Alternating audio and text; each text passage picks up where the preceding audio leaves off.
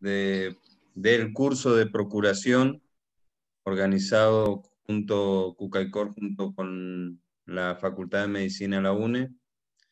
En este módulo nos toca todo lo que es la parte de mantenimiento del potencial donante, principalmente de órganos, ya que está el donante de tejidos que no necesita mantenimiento.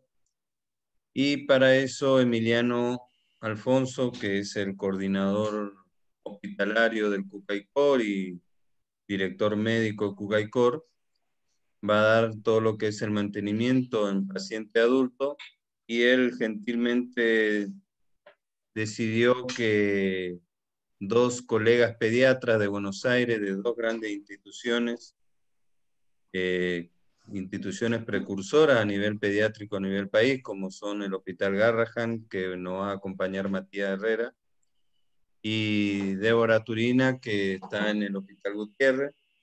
Y bueno, le agradezco a los dos por este acompañamiento a este curso. La idea es que cada vez nos actualicemos en esta modalidad virtual, ya que esta pandemia nos ha llevado a que tengamos mucho más formación a nivel virtual que presencial.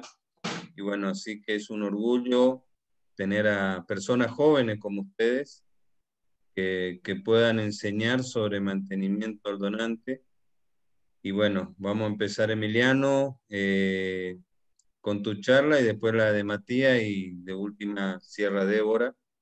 Le damos el broche de oro a Débora. Bueno, buenas tardes a todos. Gracias, Chiche, por la presentación. Vamos a hablar de un tema fundamental en el ámbito de la terapia intensiva, que es el mantenimiento del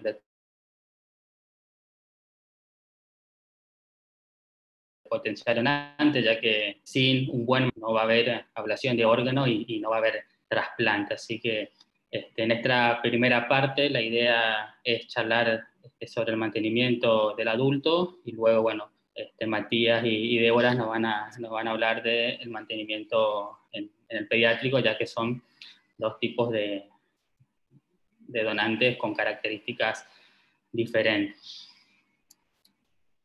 Esto es un poco lo que veníamos charlando a manera de introducción. Es un artículo publicado en el American Journal of Transplantation, del cual, bueno, ellos tratan de evaluar las probabilidades de ser donantes versus la probabilidad de requerir un órgano. Y es un poco por qué nosotros insistimos en la procuración de órganos, y es porque nosotros tenemos 5 a 6 veces más probabilidades de necesitar un trasplante a medida que va pasando los años que de requerir de ser donante, ¿no?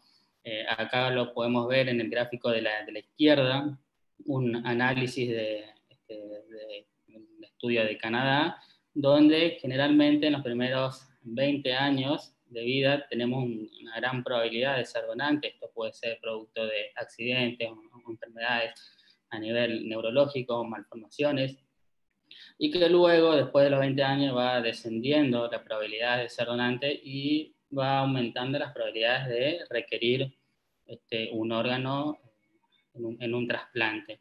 Y hay algo muy importante que tenemos que tener en cuenta, que los hombres tenemos 2 veces más probabilidades que las mujeres de requerir un órgano. Entonces, bien, con respecto al tema de hoy, una vez que nosotros en la terapia intensiva o en emergencia diagnosticamos clínicamente un paciente que está con criterios de muerte encefálica, bueno, nos preguntamos qué sigue, ¿no? Y lo que sigue es llamar al coordinador hospitalario, ¿sí? Generalmente esto es lo que debe pasar siempre cuando tenemos un potencial donante y cuando ya vemos que clínicamente cumple con criterios, es llamar al coordinador, y el coordinador se va a encargar justamente, junto al neurólogo o neurocirujano, de hacer la evaluación clínica y luego certificar la muerte, ¿sí? Pero bueno, llegamos a los coordinadores, empezamos a evaluar el donante y empezamos a notar una serie de características, ¿no? Podemos ver que nuestro donante está poliúrico, ¿sí? podemos deducir que está con una diabetes insípida, que está con una media por debajo de lo requerido, que está con una acidosis respiratoria, con hipernatremia. Y si nosotros pedimos un laboratorio de función renal, bueno, vemos que está alterado. Esto no es bueno y generalmente suele pasar en algunos casos donde nos evalúan como, nos llaman para evaluar, para ver si tenemos un potencial donante, y bueno, nos encontramos con esta situación donde lamentablemente es difícil de revertir, y esto claramente no es un buen donante de órganos. Entonces básicamente nos ponemos un poco irritantes, ¿no? Entonces, básicamente es una batalla a veces entre los coordinadores y los terapistas, en el cual, bueno, pareciera ser que la actividad de mantenimiento de un donante no suele estar dentro del rol de algunos especialistas, y sí forma parte de nuestra especialidad como terapista, el mantenimiento. Eso está más que claro, no es un rol exclusivo del coordinador. Nosotros como coordinadores podemos apoyar y manejar en conjunto el potencial donante, pero los cuidados orientados hacia el mantenimiento de los órganos para trasplante es una actividad del médico terapista, o si bien hay otro médico especializado, bueno, que esté formado, capacitado para el mantenimiento tanto de un paciente crítico como de un paciente que puede ser potencial donante de órganos. Si nosotros, como en la situación anterior, llegamos tarde, es difícil revertir.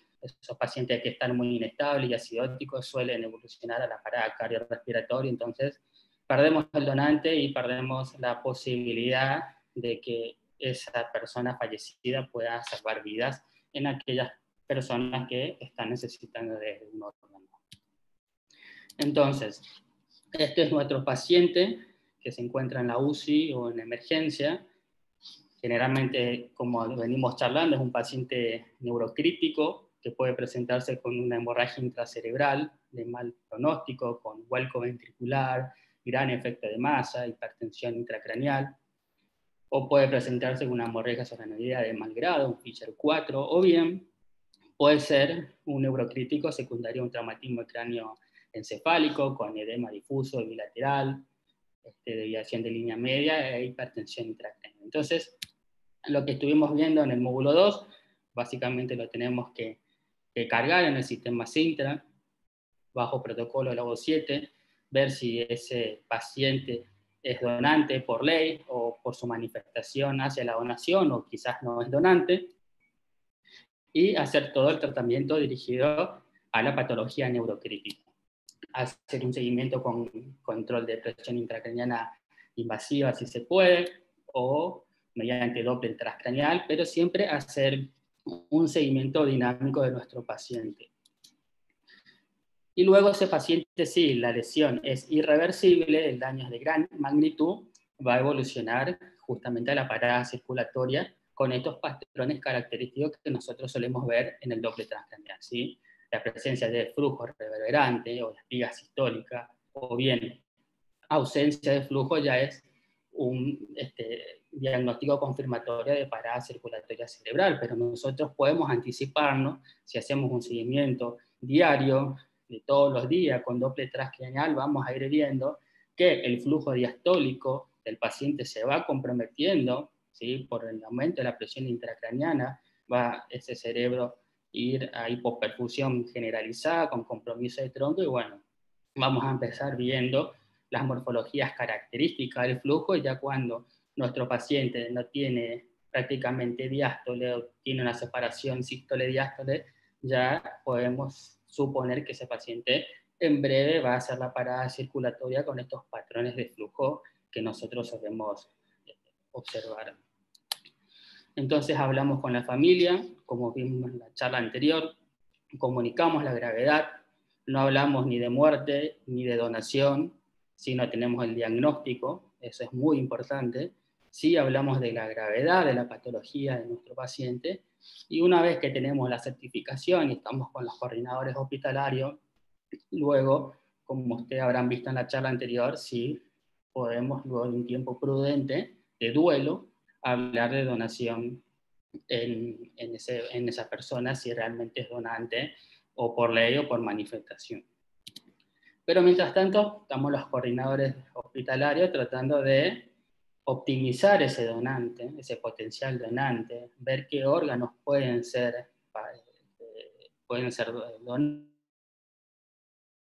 donados y tratar de mejorar lo mejor posible a ese donante para que no solo tengamos un mayor número de órganos ablacionados, sino que haya una tasa de éxito en el injerto trasplantado.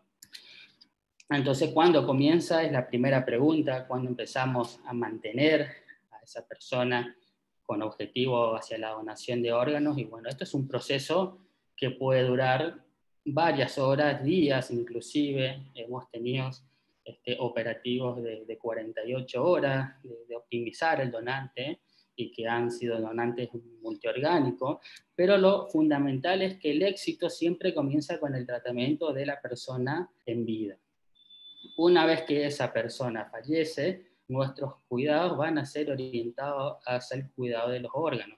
Pero si nosotros optimizamos el cuidado de nuestro paciente neurocrítico, ¿sí?, desde el ingreso, evitando la disfunción multiorgánica, evitando las infecciones intrahospitalarias que van a evolucionar a sepsis, a shock, nosotros vamos a tener, si evoluciona la parada circulatoria, un donante con muy buenas características para la donación de órganos. Entonces, existen barreras todavía, y una de ellas es la inestabilidad de los pacientes que pueden ser potenciales donantes y que esto puede evolucionar a la parada circulatoria. Hemos tenido casos que hemos ido a evaluar y lamentablemente estaban muy inestables, evolucionaban a la parada circulatoria, y bueno, nosotros todavía no hacemos donación en asistolia, por lo cual es muy difícil de revertir y son donantes que se pierden. ¿Cuál es el objetivo? Bueno, el objetivo va a ser tratar de dar un soporte como cualquier soporte crítico, no una vez que nuestro paciente evoluciona con signos clínicos, tratar de desentendernos, llamar al coordinador y no seguir reanimándolo. Acá el médico especialista y los enfermeros juegan un rol fundamental en seguir corrigiendo, manteniendo, mejorando la perfusión orgánica, y obviamente se necesita de que el médico que está llevando a cargo el mantenimiento obviamente sea un experto en el mantenimiento. Y lo fundamental es tener un mantenimiento guiado por objetivos, que es los que vamos a ir charlando, que son los distintos targets que nosotros vamos a ir tratando de lograr en este donante para tener el mayor número de órganos para ablacionar. Entonces está demostrado que a medida que pasan las horas, nuestro potencial donante tiene riesgo de parada circulatoria, y también un predictor independiente, como demuestra este estudio, es mantener los potenciales donantes fuera de las UCIs. Mantenerlos fuera de las UCIs en condiciones que no son habituales, obviamente es un predictor de que ese donante puede puede evolucionar a la parada cardiorrespiratoria, y esto claramente está en relación a que por ahí no están manejados por enfermeros especialistas en cuidados intensivos o médicos. Entonces, uno no puede predecir complicaciones que surgen después de la muerte, y bueno, pueden haber mucha inestabilidad, arritmias que van a hacer que nuestro donante evolucione a la parada circulatoria. Por lo tanto, si nosotros tenemos médicos especialistas en terapia intensiva abocados a la terapia de mantener los órganos, claramente permite que nosotros recuperemos órganos. Y esto lo demuestra este estudio publicado en el 2011 en el American Journal, en el cual nos demuestra que las estrategias de mantenimiento por especialistas en terapia intensiva han duplicado la cantidad de órganos, sobre todo los órganos pulmonares, que son órganos que por ahí son muy difíciles porque tienen muchos criterios y por ahí no se pueden ablacionar. Entonces, siempre que haya un médico especialista en terapia intensiva, los resultados van a ser exitosos. Entonces, el estado de muerte encefálica va a determinar diferentes cambios fisiopatológicos a nivel hemodinámico, metabólico, endocrinológico, que nosotros vamos a tener que detectarlo. Si nosotros detectamos a tiempo y lo tratamos, obviamente vamos a tener mayor tasa de éxito. Y nuestros objetivos, obviamente, como lo voy a repetir a lo largo de esta charla, es la protección de los órganos para que ese injerto trasplantado sea exitoso y duradero en el tiempo. Entonces, siempre nuestra terapia en el mantenimiento debe ser guiado por objetivos. ¿Cuáles son los objetivos? Bueno, identificar tempranamente el potencial donante con el sistema de carga en el Sintra y el seguimiento, el neuromonitoreo. Nosotros vamos a detectar tempranamente y vamos a orientar nuestro objetivo no solo al cuidado del paciente crítico, sino al cuidado de un potencial donante. Vamos a tratarlo en unidades de cuidados intensivos y obviamente se va a basar nuestro tratamiento en el uso temprano de fluidos, vasopresores y si requiere nuestro paciente de hormonoterapia. Entonces, toda esta escalera que culmina en el trasplante y en el alta del paciente, nosotros estamos ahora en esta etapa, ¿sí? En la optimización del donante. Si fallamos en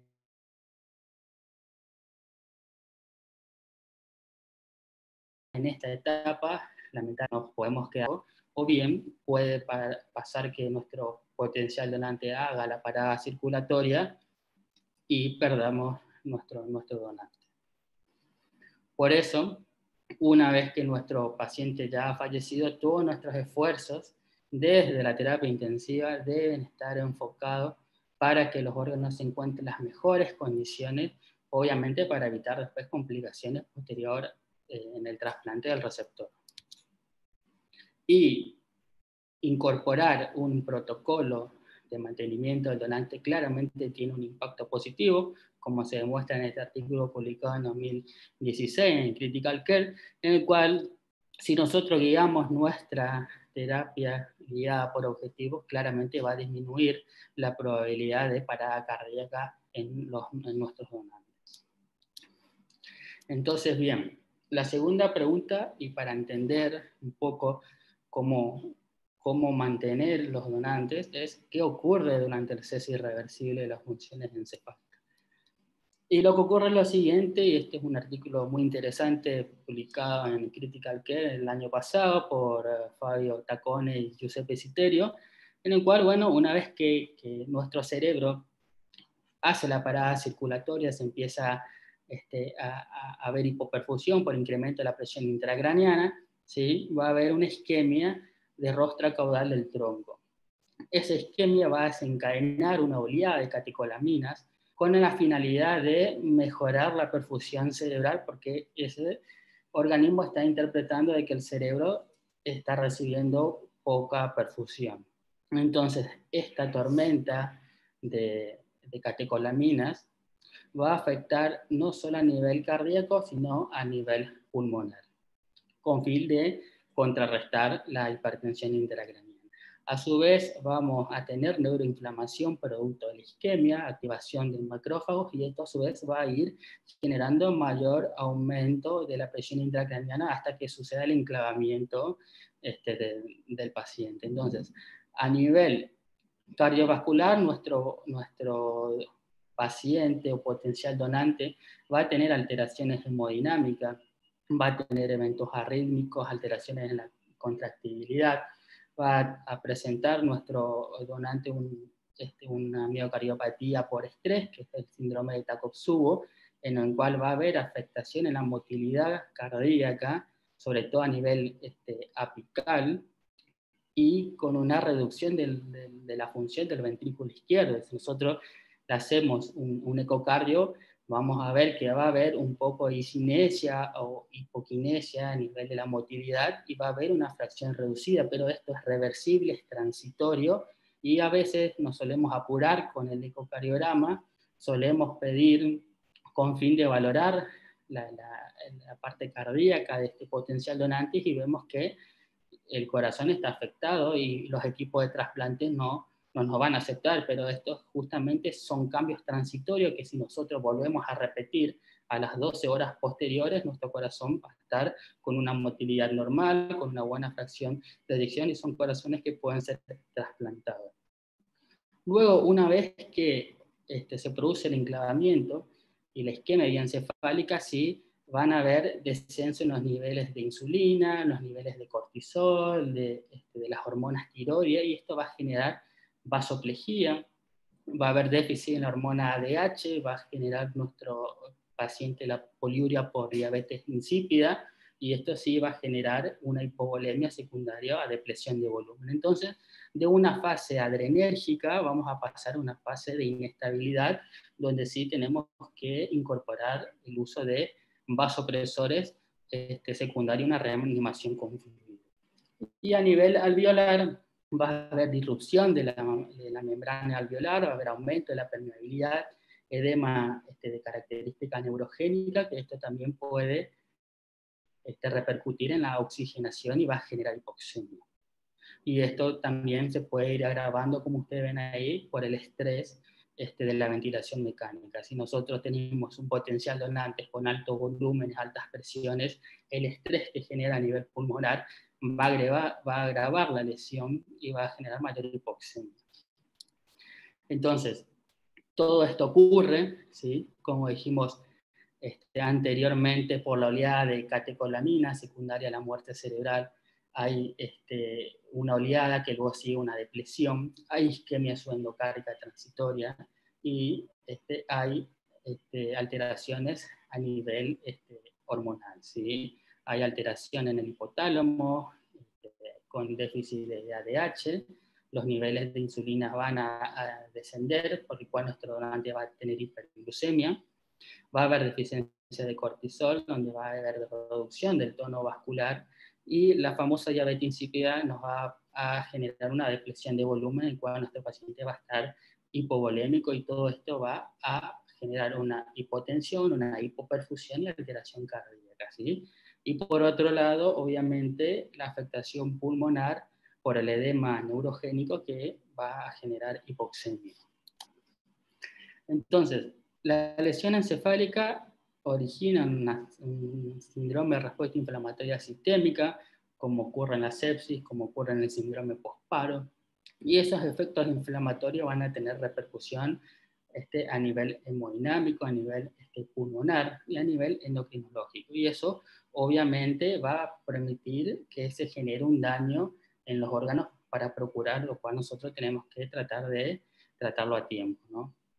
Entonces, es fundamental que primero tratemos al paciente como un paciente crítico, reanimar al paciente, darle todo el soporte hemodinámico, ventilatorio, y una vez que nosotros diagnostiquemos el fallecimiento, sí tenemos que hacer todos nuestros esfuerzos, orientar nuestros recursos, nuestro monitoreo, para manejar los efectos que van a ocurrir por el enclavamiento y luego por los efectos inertes del fallecimiento de la persona. Entonces, todos estos trastornos van a ir generándose una vez que se produce la muerte cerebral. Alteraciones cardiovasculares, como lo vimos, pulmonares, endocrinológicos, que nosotros tenemos que ir tratando. ¿Cuáles son los efectos que se producen a nivel fisiopatológico y que pueden ser irreversibles? Bueno, la hipotermia es una de ellas y se presenta siempre en los potenciales donantes por alteración del hipotálamo. Esta hipotermia puede activar la coagulación intravascular y generar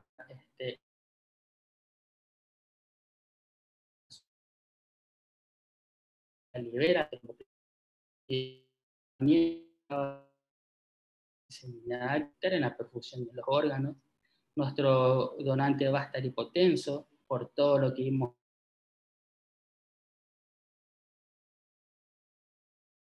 anteriormente, va a tener esta disfunción miocárdica. Vamos a tener un paciente con diabetes insípida por justamente alteración del hipotálamo, función pituitaria. Van a haber arritmias en menor proporción, que a veces puede llevar a la parada circulatoria, edema pulmonar, y entre 5 al 10% de nuestro donante puede presentar una hipotensión sostenida, una arritmia y culminar con la parada cardíaca. Entonces, tenemos dos fases a nivel hemodinámico, una fase de crisis autonómica, siempre producto por catecolaminas a nivel de la sangre, por liberación, donde nuestro paciente prácticamente va a tener una tríada de Cushing característica de hipertensión, arritmia, va a tener alteración en la respiración, que generalmente no lo vemos porque nuestro paciente está bajo ventilación mecánica, va a haber edema pulmonar, hipoxemia, puede haber coagulación intravascular diseminada y esta repercusión a nivel de miocardio por una miocardopatía por estrés. Luego, una vez que se produce el enclavamiento, pasamos a la siguiente fase, donde vamos a tener una disminución del gasto cardíaco, vamos a tener hipovolemia, hipotensión, trastornos a nivel del sodio, del potasio, hipotermia, y nuestro paciente va a presentar la famosa diabetes insípida, en el cual se va a volver poliúrico. Entonces, ¿cuáles van a ser nuestros objetivos en el donante? Los principales, incluir un ecocardiograma si se puede. Hoy en día todos los centros cuentan con médicos cardiólogos y con ecocardiografistas para valorar la función ventricular y la volemia. Valorar la oxigenación a través de la oximetría de pulso o bien a través de gasometrías arteriales, controlando las PAFI, ¿sí? La medición invasiva de la presión arterial es muy importante, sobre todo si son donantes que pueden ser multiorgánicos, para guiar nuestra reanimación por objetivo, manteniendo una TAM mayor a 60 milímetros de mercurio. Ver y estimar la volemia, si tenemos con una presión venosa central, o bien con monitoreo avanzado como la variabilidad de la presión de pulso o del volumen sistólico. Si tenemos la posibilidad del centro colocar un catéter de Swan-Ganz, vendría bien para medir la temperatura central, para guiar un poquito más el perfil hemodinámico, y muy importante el control de la diuresis horaria. Siempre cuando nosotros vamos a ver los potenciales donantes están hipovolémicos, porque generalmente se largan con un ritmo diurético de más de 3 mililitros kilos hora y siempre están deplecionados de volumen. Eso es algo que por parte de la enfermería hay que con la diuresis tratar de va perdiendo. Entonces, ¿cuáles son las estrategias que propone el Citerio? Estrategias ventilatorias son las que la mayoría conocemos: la utilización de ventilación protectiva con bajo volúmenes, de entre 6 a 8 mililitros por kilo, no utilizar tanta la presión positiva, si es necesario entre 8 a 10 para evitar las atelectasias, si no lo ideal es utilizar 5 de PIB, ser siempre prudente con la administración de fluidos, es el apevernador. En realidad hoy en día ya se deja de usar para predecir fluidos. Si podemos o tenemos la posibilidad de hacer un ecocardio, si podemos ver cómo está nuestro paciente en cuanto a la precarga, midiendo el diámetro de la vena cava, y guiar nuestra reanimación por ecocardiograma. Hacer un lavado bronquialveolar, sobre todo si nuestro paciente puede ser candidato a ser donante de pulmón, y aquí los esteroides a nivel pulmonar podría tener un beneficio en la oxigenación, administrando 15 miligramos kilo de metilprednisolona. Con respecto al hemodinámico, no más que lo que hacemos los pacientes críticos, una buena presión de perfusión orgánica con una PAM de 60, tratar de mantener la frecuencia cardíaca menor de 100. El uso de vasopresina está bastante discutido. Podría ser una buena alternativa disminuir la dosis de vasopresores de noradrenalina en un rango de 0.01 a 0.04 unidades internacionales. Y las drogas que generalmente vamos a utilizar son las drogas que utilizamos en todos los pacientes de terapia intensiva. En primer lugar, la noradrenalina.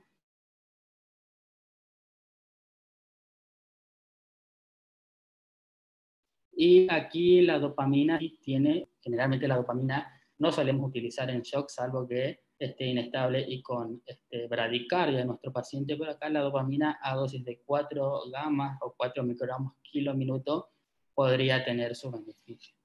Ahora, si bien hacemos un ecocardio y nuestro paciente, por tener alguna patología de base, tiene afectación de la función del ventrículo izquierdo, podríamos agregar un inotrópico como es la dobutamina para mejorar la contractibilidad de ese corazón y mejorar la perfusión. A nivel de optimización del riñón, nada más que mantener siempre una buena perfusión y un buen ritmo diurético, más de 1 ml/kg. Si nuestro paciente está poliúrico, lo ideal es la administración de de desmopresina. Y también podría tener un efecto benéfico, aunque todavía discutido, ¿sí?, de una hipotermia leve en los donantes entre 34 y 35 para mejorar la sobrevida de ese injerto. Y como dije anteriormente, la baja dosis de dopamina también está asociada a buenos resultados en el injerto renal y también cardíaco en el trasplante. Entonces, ¿cuáles son nuestros objetivos? Los objetivos son los siguientes. Una presión media de entre 60 y 100 milímetros de mercurio es lo ideal, una presión venosa de entre 4 a 10 milímetros de mercurio, que nuestro donante tenga una fracción de eyección por encima del 50%, una función normal, que los requerimientos vasopresores no sean elevados, lo ideal es que no sobrepasen la 1 gamma, ¿sí? Siempre lo ideal es tenerlo entre 0.2 a 0.5 microgramos kilo hora. Si vemos que estamos aumentando, ver si no tiene un trastorno metabólico o bien adherir a la noradrenalina, dopamina o vasopresina. Que esté un parámetro normal nuestro pH entre 7.3 y 7.45. Que las PAFI estén por encima de 300 con la menor PIB posible. Que los niveles de sodio no sobrepasen los 160 miliequivalentes. Que la glucemia sea menor a 180 o 150, la hemoglobina mayor a 10, y que el ritmo diurético sea entre 1 a 3 mililitros por kilo. Si nosotros cumplimos estos criterios, estos objetivos, ha demostrado que tenemos mayor porcentaje de mayor número de órganos ablacionados, ¿sí?, como podemos observar en este estudio de 320 donantes en el Journal de Trauma. Entonces, ¿cómo vamos a manejar la hemodinamia de nuestro donante? Guiándonos por la presión arterial media. Si nuestra media está por debajo de 65 o 60, a ver si a nuestro paciente le falta líquido, si es hipovolémico, ahí podría tener un buen beneficio de hacer un ecocardio, y si no, medir la presión venosa central. O bien, si ya tenemos monitores avanzados como el PICO o el FOLTRAC, nos pueden medir la variabilidad de la presión de pulso, el volumen sistólico, y estimar cómo se encuentra nuestro donante, si está hipovolémico o no, o si va a ser respondedor a fluido. Si vemos que nuestro donante está normovolémico, no tenemos que insistir con fluido y sí con vasopresores. Iniciamos con noradrenalina entre 0,2 a 0,5. Y si vemos que a pesar de esas dosis sigue con una media menor a 65, sí tenemos que hacer una exploración cardiovascular un poco más intensiva. Evaluar la hipovolemia, evaluar la contractibilidad cardíaca, si no hay disfunción miocárdica, evaluar si nuestro paciente no está hipotérmico, si no está hipocalcémico, si tiene alteraciones en la contractibilidad, lo ideal sería agregar un inotrópico, y si está vasopléjico, obviamente tenemos que seguir con vasopresores, ¿sí?, mejorar el tono vascular. Pero en cierto punto, el manejo hemodinámico del donante es el mismo que cualquier otro paciente crítico. ¿Cuáles son los vasopresores? Bueno, la noradrenalina es el vasopresor de elección hasta ahora, con dosis que no superen los 0,5, como lo vimos anteriormente. Si ya tenemos más de 0,2 microgramos, deberíamos preocuparnos y evaluar más meticulosamente nuestro donante. La vasopresina, si bien está en estudio, puede ser de ayuda para disminuir las dosis de noradrenalina en un rango de 0.01 a 0.04 unidades, sería lo ideal. Y aquí la dopamina también podría tener un beneficio, como vimos anteriormente, en dosis de hasta 4 microgramos kilo minuto, que si nosotros recordamos la farmacología de la dopamina, entre 1 a 5 gamas tiene un efecto inodilatador, entre 5 a 10 un efecto inotrópico, y más de 10 tiene un efecto vasoconstrictor, que eso, si le sumamos mayor dosis de noradrenalina, va a tener un efecto todo contrario a lo que nosotros decíamos, ¿sí? Vamos a tener vasoconstricción de la arteriola aferente a nivel renal y vamos a generar hipoperfusión.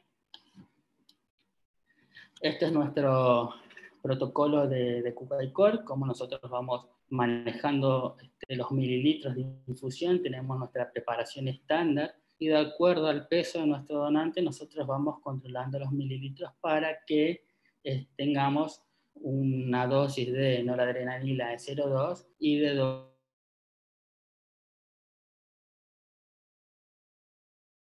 dopamina con los objetivos planteados en el donante. ¿Sí?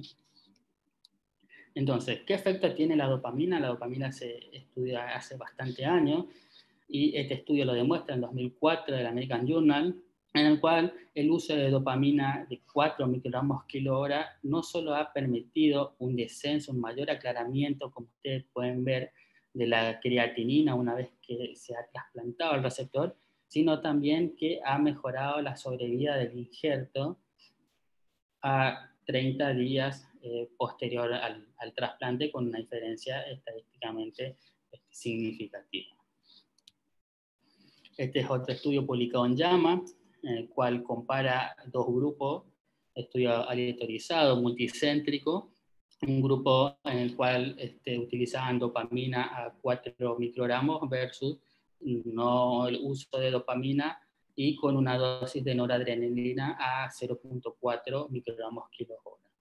La media difusión de dopamina fue de 5,7 horas, y si bien ellos no vieron diferencias significativas a nivel del injerto de la sobrevivencia a 36 meses, sí pudieron ver que aquellos pacientes que recibieron dopamina requirieron menor cantidad de diálisis, y esto también tiene una repercusión positiva a nivel del injerto trasplantado. En el 2017 se publica otro estudio que tiene como objetivo evaluar los efectos de dopamina en la sobrevivencia del injerto de trasplante renal, y si bien no hay una diferencia significativa, sí podemos ver que la sobrevida del injerto es mucho mayor en el grupo que recibió dopamina a 4 microgramos versus al grupo que no recibió dopamina y recibió solo noradrenalina a dosis a 0,4 microgramos kilo hora. Pero en un subanálisis por hora sí se logró diferencia significativa en aquel grupo que recibieron una infusión de dopamina más de 7 horas. En conclusión, podría tener un beneficio en sobrevida del injerto, en menor requerimiento de diálisis y un mayor aclaramiento de creatinina, el uso de dopamina hasta 4 microgramos kilo hora, en comparación a aquellos que no recibieron dopamina en el mantenimiento. ¿Qué ocurre a nivel cardíaco? Bueno, este es un estudio que fue publicado en el American College of Cardiology, en el cual también evaluaron el efecto de dopamina en el injerto cardíaco, ¿sí? Los objetivos eran evaluar post-trasplante de la función del ventrículo izquierdo, si los receptores requirieron un dispositivo de asistencia ventricular o biventricular, si requirieron hemofiltración para disminuir el aumento de la precarga, midieron el rechazo agudo y mortalidad 90 días y sobrevida 36 meses. ¿Qué es lo que demostró el uso de dopamina versus al grupo que no recibió dopamina y solo recibió noradrenalina, pero a dosis hasta 0,2 microgramos kilo hora? Que el uso de dopamina sí generó un beneficio en menor tasa de hemofiltración y también beneficios en la sobrevida del injerto cardíaco. Así que no solo tendría un beneficio a nivel renal el uso de dopamina, sino también en el injerto a nivel cardíaco. Entonces, ¿cómo monitoreamos a nuestro donante de órgano? Monitorizamos como cualquier otro paciente con un electrocardiograma continuo por telemetría, medición invasiva, si podemos, de la presión arterial, medición continua del gasto cardíaco por sistemas avanzados o por ecocardio, medición de la PVC, medición de la saturación arterial, de la mecánica pulmonar, control de la diuresis, de la temperatura, glucemia, y sí, es muy importante tener un laboratorio completo, ¿sí? Que incluya hemoglobina, hematocrito, ionograma, perfil hepático, renal, coagulograma y también amilasemia. esto nos va a permitir ver qué tipo de órganos pueden ser distribuidos. Hay otras exploraciones, la ecografía abdominal, un ecocardio, la radiografía de tórax, si podemos dosar enzimas cardíacas es muy importante.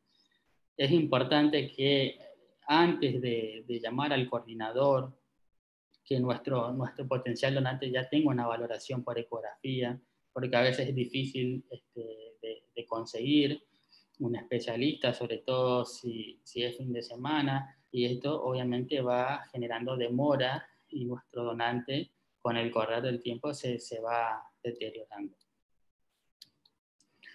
Bueno, estas son formas de evaluar un poco más avanzadas. Por un lado tenemos un paciente con monitoreo FOLTRAC, donde nosotros podemos evaluar la variabilidad del volumen sistólico, del pulso, el índice cardíaco.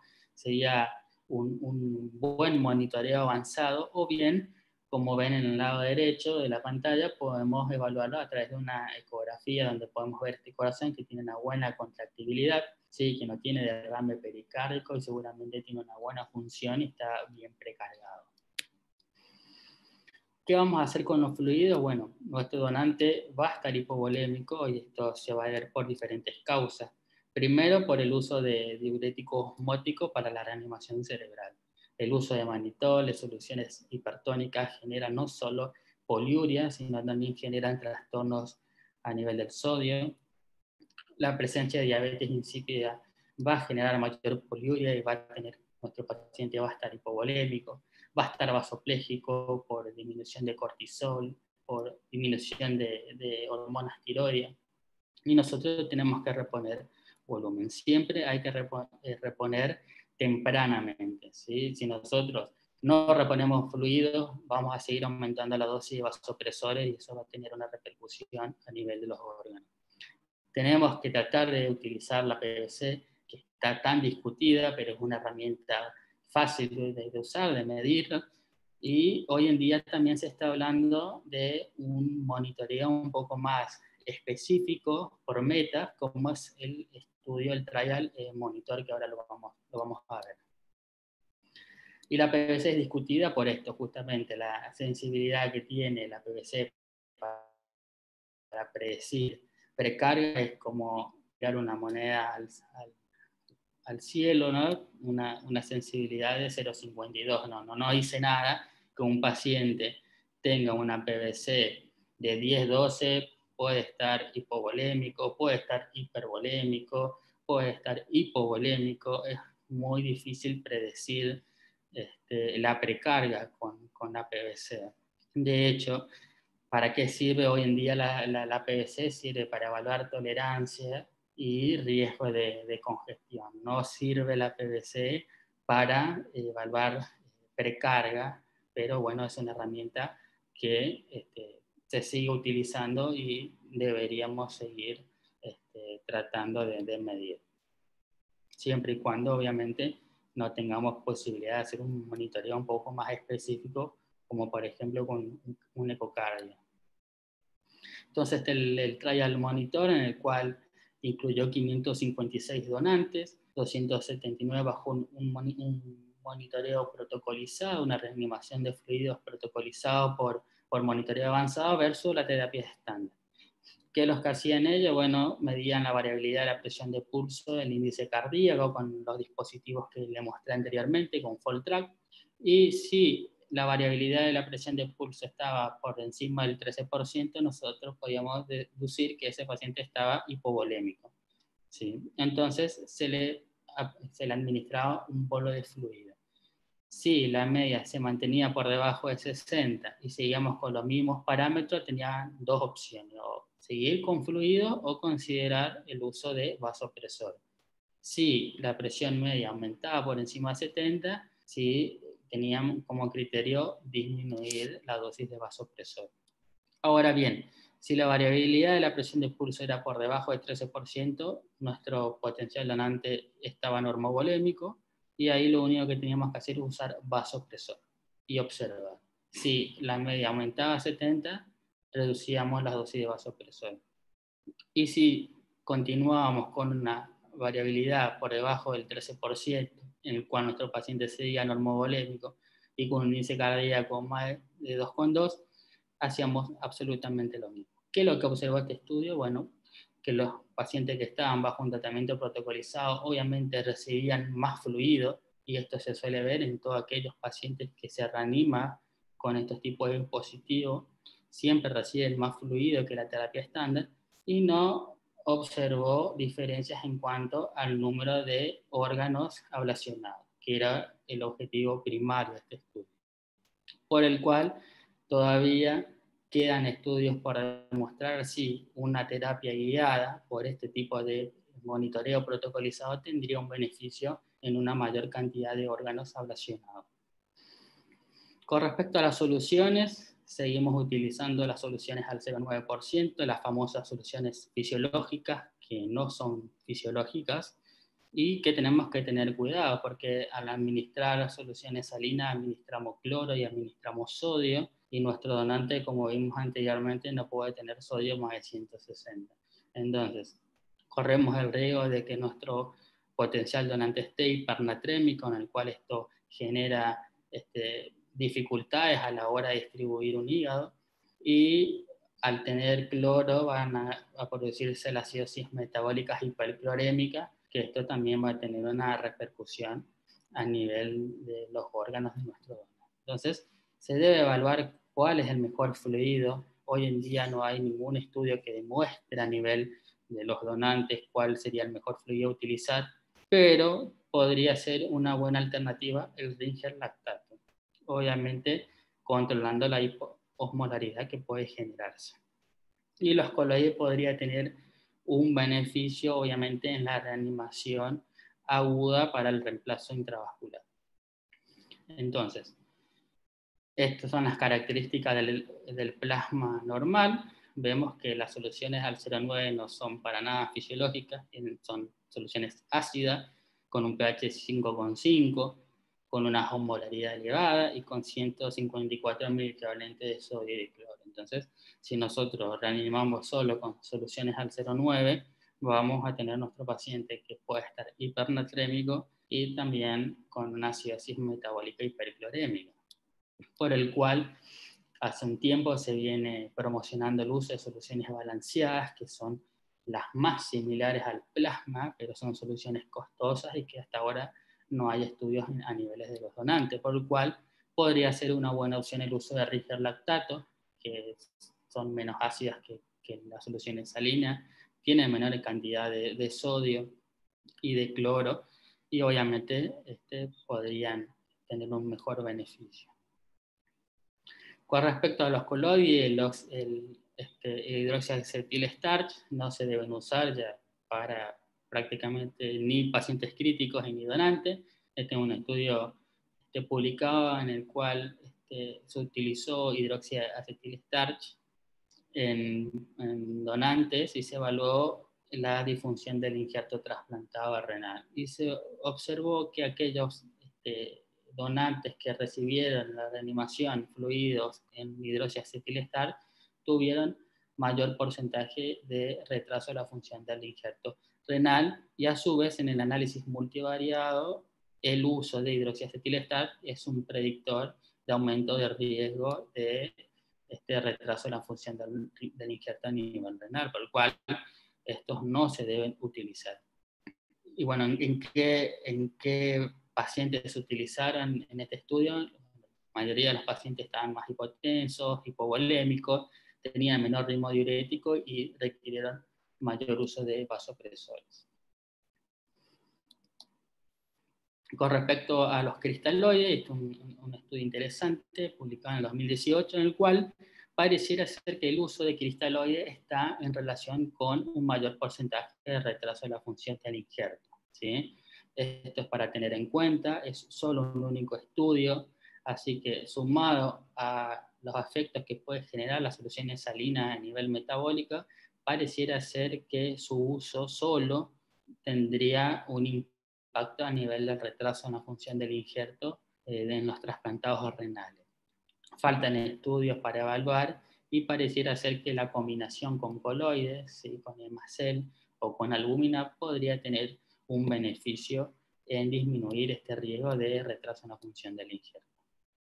Entonces, con respecto a las alteraciones metabólicas, que otra de las alteraciones que vemos, vamos a tener donantes que van a estar hipernatrémico, hipopotasémico, hipofosfatémico, hipocalcémico, que todos estos trastornos se deben justamente al tratamiento que ha recibido previo el paciente con terapia osmótica y también debido a la poliuria por diabetes insípida, por déficit de ADH o por una poliuria por hiperglucemia. Entonces, ¿cómo definimos diabetes insípida? Bueno, aquellos donantes que tienen un ritmo urinario mayor a 3 a 4 litros por día, ¿sí? Un volumen entre 2,5 a 3 mililitros kilos hora, van a estar con hipernatremia, con concentraciones por encima de 160, la osmolaridad urinaria, va a haber un incremento de la osmolaridad plasmática y obviamente la densidad urinaria va a estar disminuida. Entonces, ¿cuál es el manejo apropiado? Es la utilización de desmopresina, reposición de fluido y la administración de desmopresina. La dosis es 0,5 a 1 microgramos endovenoso cada 6 a 12 horas y nuestro objetivo siempre va a ser tratar de administrar entre 1 a 1,5 mililitros kilo hora de diuresis, siempre en ese rango. Si vemos que después de la administración o la compensación nuestro donante vuelve a estar en fase poliúrica, debemos repetir una dosis de desmopresina. Con respecto al uso de corticoides, también bastante discutido a nivel de los donantes, pareciera ser que el uso de metilprednisolona en dosis de 15 miligramos kilo tendría un efecto sobre la cascada inflamatoria que se produce en el donante, tendría beneficio a nivel de la oxigenación pulmonar, pero no tendría beneficio a nivel hemodinámico en la reducción de dosis de vasopresores con fin de estimular las suprarrenales para que liberen mayores catecolaminas. Esto es un metaanálisis que se ha publicado el año pasado, en el cual no se vio ningún tipo de beneficio en el uso de corticoides, tanto en el requerimiento de vasopresor, como en el número de órganos ablacionados, y tampoco hubieron beneficio en la disfunción del injerto. Sin embargo, está indicado y podría ser una alternativa justamente a nivel fisiopatológico de lo que ocurre en la muerte y a nivel respiratorio mejorando la oxigenación. Con respecto a la donación de pulmón, ¿cuáles son los criterios ideales de un buen donante de pulmón? La edad es una de ellas, menor a 55, que la historia de tabaquismo sea de menor de 20 paquetes años, que tenga una radiografía de tórax normal, una PAFI mayor a 300, con un nivel de PIB de 5, que haya ausencia de trauma a nivel de una radiografía, una tomografía de tórax, que no haya signos de aspiración, que no tenga antecedentes de cirugías cardíacas, que no esté infectado con bacterias gram negativas, multiresistentes, y fundamentalmente que no tenga más de 48 horas bajo ventilación mecánica. Sabemos que después del tercer día de bajo ventilación mecánica, nuestros pacientes tienen mayor riesgo de neumonía asociada a la ventilación. Entonces, ¿cuáles son nuestros parámetros? Son los parámetros como cualquier otro paciente, mantener una buena oxigenación con PAFI mayor a 300, con una radiografía de tórax normal y los objetivos de dióxido de carbono entre 35 y 40, presión arterial de oxígeno entre 80 y 100 milímetros de mercurio, siempre utilizarla a nivel de PIB mínima, con una estrategia de ventilación entre 6 y 8 mililitros kilos de Tidal, y con un pH de entre 7,3 a 7,5. Entonces, una buena estrategia de protección siempre se va a basar en uso de bajos volúmenes Tidal, tratar de utilizar reclutamiento cuando tendría indicación, en el caso de que hagamos el test de apnea y nuestro paciente hipoxémico podría tener un beneficio del reclutamiento pulmonar, mejorando la telectasia que ocurre cuando desconectamos nuestro potencial donante para evaluar los criterios de muerte. Y obviamente tenemos que tener una monitorización hemodinámica más estricta, ¿sí? el uso de abundantes fluidos va a generar que por ese aumento de la permeabilidad a nivel alveolar haya extravasación del líquido y nuestro donante se vuelva más hipoxémico. Y como le dije anteriormente, el uso de corticoides podría tener un beneficio en cuanto a la oxigenación. Entonces, la estrategia de ventilación protectiva ha demostrado, frente a la convencional, que permite la mayor recuperación de pulmones que han estado marginales y aumenta el número de ablación pulmonar para trasplantes. ¿Sí? Este estudio lo demuestra con estadística significativa. Ahora, con respecto a las maniobras de reclutamiento, pueden ser utilizadas, y este estudio ha demostrado que de 31 donantes, 10 donantes pulmonar marginales se lograron recuperar con maniobras de reclutamiento, y de esos 10, 8 fueron trasplantados. Entonces, la utilización cuidadosa, guiada por mecánica pulmonar, de maniobras de reclutamiento podría ser beneficiosa para recuperar aquellos pulmones que están marginales. Este es otro estudio publicado en el Critical Care, un estudio francés publicado en el año 2012, en el cual se vio que el uso de maniobras de reclutamiento, el protocolo de ellos se basó en incremento en los niveles de PIB de 25 centímetros de agua durante 40 segundos, la técnica de reclutamiento habitual, y luego se fue descendiendo hasta tener un valor bajo de PIB, y observaron que claramente el uso de maniobras no solo permitió una mejoría en la oxigenación en comparación con el grupo control en cuanto a las PAPI, sino también que aumentó el porcentaje de donación de pulmones. Con respecto a la infección, las infecciones siempre están, los donantes suelen estar varios días o semanas bajo ventilación mecánica y suelen tener infecciones asociadas a catéter, neumonía asociada a la ventilación, infecciones intrahospitalarias. Si bien el riesgo es bajo, estas infecciones, sobre todo si son gérmenes gram negativos, multiresistentes, pueden transmitirse al receptor, y esto genera consecuencias devastadoras, incluso fatales para el receptor, por lo cual debemos controlar las infecciones tanto en nuestro paciente crítico como también en el potencial donante. ¿Cuáles son contraindicaciones para la donación? Bueno, el shock séptico, nuestro paciente que está en shock, que está con infecciones por gérmenes multiresistentes, que están con disfunción multiorgánica, claramente no va a ser un candidato para la donación.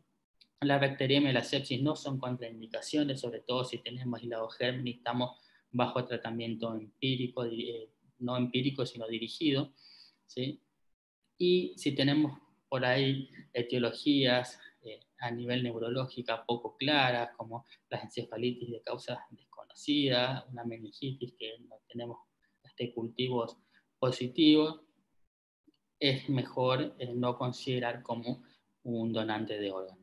En cuanto a los potenciales donantes, que son HIV positivos, sí se ha demostrado el éxito de trasplante en receptores que son HIV positivos, no tendría que ser una contraindicación.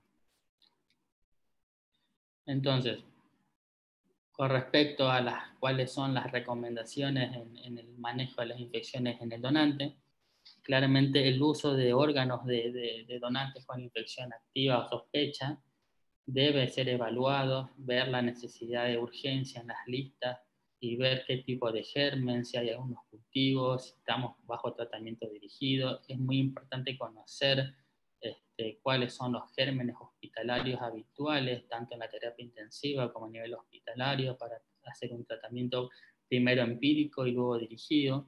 Es muy importante la toma de cultivos, de hemocultivos, urocultivos, de lavado bronquialveolar en el donante siempre se debe realizar, y debe tratar de hacer un tratamiento dirigido por lo menos 12 a 48 horas antes del trasplante.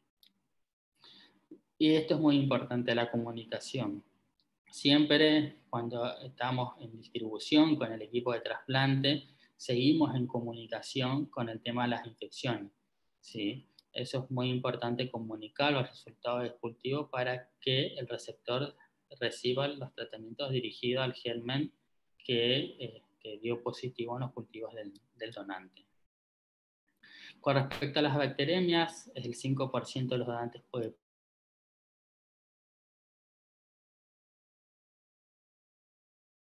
presentar. Entonces, positivos son los que tienen menor riesgo de transmisión al receptor en comparación a los gram negativos, y siempre tener en cuenta de descartar que ese donante no esté bajo una infección con gérmenes multiresistentes como el MRSA, Enterococcus vancomicina resistente, gérmenes resistentes a los carbapenem. Son gérmenes que por ahí deberían evitarse para la donación de órganos porque pueden tener una repercusión importante a nivel del receptor. Entonces, ¿cuáles son las recomendaciones de las infecciones? El donante claramente debe tener tratamiento dirigido antes del trasplante, esa es una recomendación fuerte, y el receptor también tiene que recibir tratamiento durante 7 a 14 días. ¿Cuáles son los parámetros de mejoría? Bueno, que este paciente no esté con disfunción multiorgánica, que esté en descenso los niveles de glóbulos blancos, los niveles de procalcitonina vayan en descenso, que nuestro paciente esté bajo estabilidad hemodinámica. Sabemos que es poco probable que esté cursando un cuadro de sepsis o de shock séptico, ¿no? Que contraindicaría ahí la donación. Evaluar si no hay focos sépticos, ¿sí? Embolias en el injerto a través de ecografía, si el donante no tiene endocarditis, es muy importante, porque eso va a depender que el receptor reciba un tratamiento más largo. Evaluar siempre en los gérmenes multiresistentes el riesgo-beneficio, ¿sí? Es muy poco probable que se acepte por parte de los equipos de trasplante un órgano de un donante que esté con gérmenes multiresistentes, ¿sí? Entonces siempre debe ser evaluado tanto por el equipo de coordinación como del equipo de trasplante.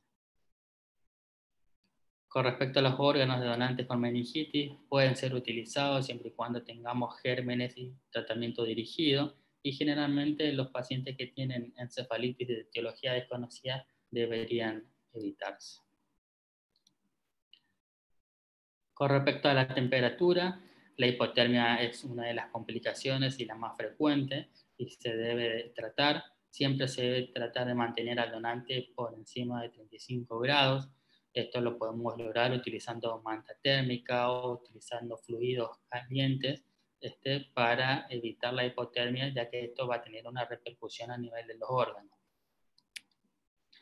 Sin embargo, en el 2015 se publica en el New England este estudio de 370 donantes, 180 fueron incluidos en el grupo de hipotermia y 190 en el grupo de normotermia. Generalmente se hacía luego del diagnóstico, porque también uno de los requisitos para el diagnóstico de muerte es que nuestro donante tenga más de 35 de temperatura.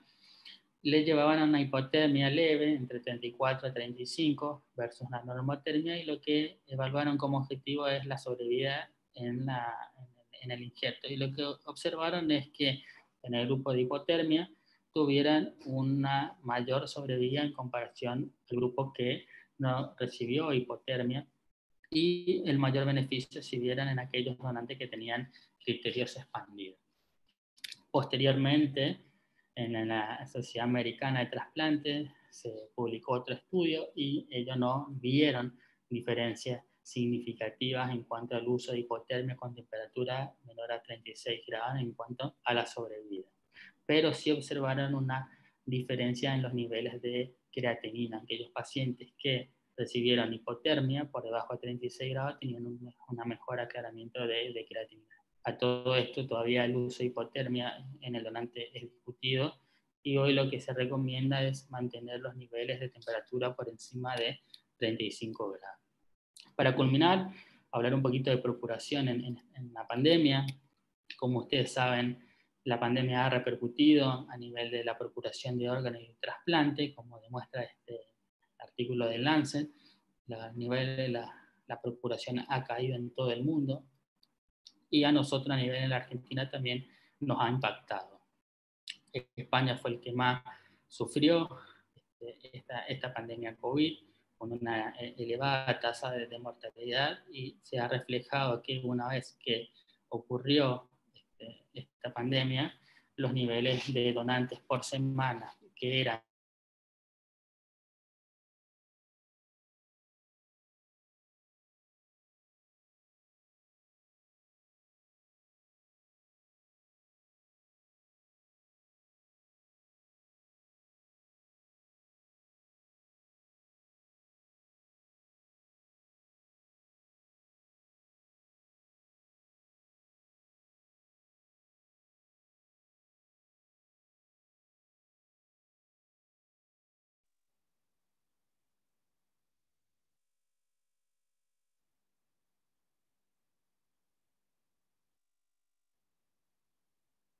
Bueno, hola.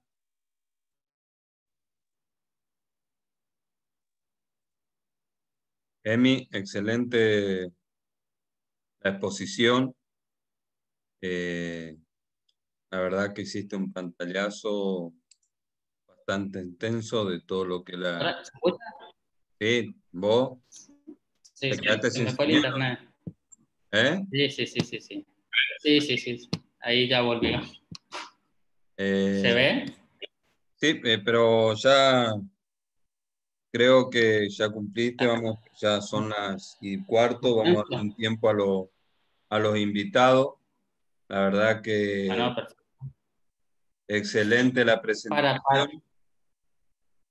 creo que para recalcar en cuanto a lo que es pandemia, es muy importante hoy el uso de realizar la PCR, ¿sí? Esto como para finalizar, hoy no podemos llevar a cabo un operativo de procuración sin tener una PCR confirmada en el donante, y sobre todo también para la evaluación. Como ustedes saben, uno de los criterios para realizar y confirmar el diagnóstico de muerte es el Doppler transcranial, y lo hacemos a la cabecera del paciente, y tenemos riesgo de contagiarnos si no tenemos, si ese potencial donante es positivo, y por ahí no tenemos todo el equipamiento, ¿no?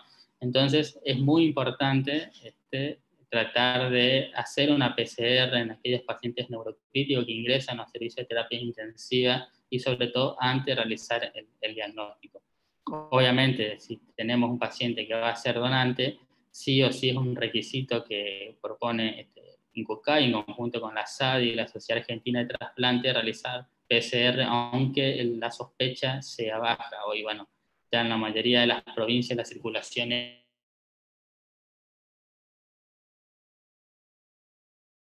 es comunitaria, hacer PCR en los potenciales donantes. Y lo más utilizado es realizar un VAL, ¿sí? Una muestra de VAL que tiene una sensibilidad del 93%, ¿sí? En comparación con el hisopado que tiene 63%. Entonces es muy importante realizar esto antes de llevar a cabo el operativo de trasplante. Eso es un poco para finalizar.